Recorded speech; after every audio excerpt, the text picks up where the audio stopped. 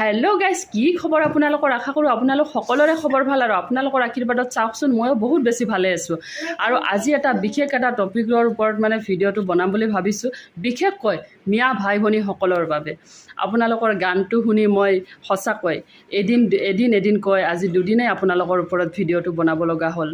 বলকচোন তেনেহ'লে অকণমান ভিডিঅ'টোৰ মাজলৈ যাওঁ, নে কি কয় গাইজ? আৰু সকলোৱে ভিডিঅ'টো চাই এটা ভাল ভাল কমেণ্ট কৰিব বুলি আশা থাকিলে।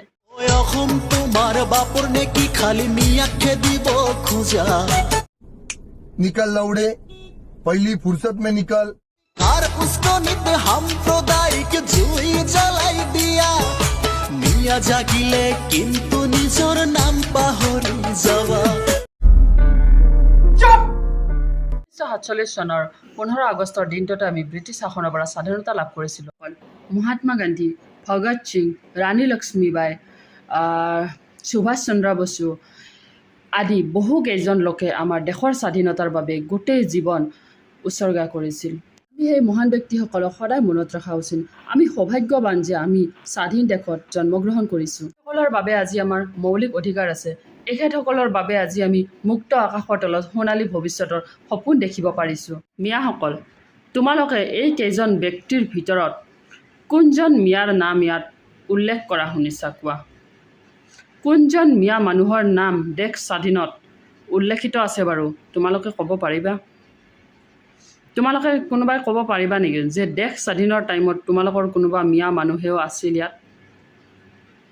ইতিহাস বুৰঞ্জী পঢ়ি চাবা, গম পাবা। ভাই ভনীসকল, তোমালোকে কথাখিনি ভালদৰে শুনা। বীৰ লাচিত বৰফুকনৰ তেজ প্ৰত্যেকজন অসমীয়া ডেকাৰ শৰীৰত আজিও হিৰে হিৰে বৈ আছে।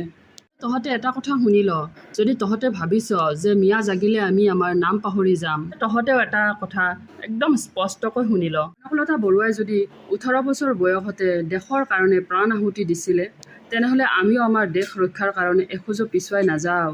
আজিও সেই কনকলতা বৰুৱাৰ তেজ অসমৰ প্ৰতিগৰাকী নাৰীৰ হিৰে হিৰে বৈ আছে। क्या सोच है रे तेरी, मानना पड़ेगा।